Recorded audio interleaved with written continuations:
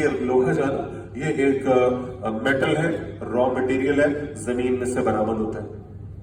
اللہ فرما رہے یہ نازل کردہ شے ہے، جو لوگ اسے زمین سے نکلنے کی شے سمجھیں گے وہ اس لوہے سے بڑی بڑی عمارتیں بنائیں گے، وہ اس لوہے سے بڑے بڑے دروازے بنائیں گے، وہ لوہے کو اور ہزاروں چیزوں میں استعمال کر لیں گے۔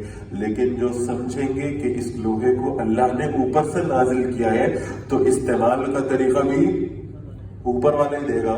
جس کمپنی نے یہ پروڈکٹ بنا کے بھیجی ہے نا، اس کا مینول بھی وہی کمپنی بتائے گی کہ اس لوہے کو استعمال کیسے کرنا ہے۔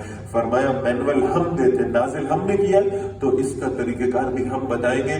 فیہ بأس شدید ومنافع للناس، اس میں سخت لڑائی کا سامان ہم نے رکھا اور لوگوں کے لیے کچھ فائدے بھی ہیں۔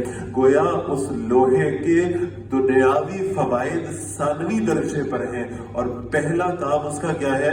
اس سے ہتھیار بنا کر اللہ کے دشمنوں سے جنگ کی جائے۔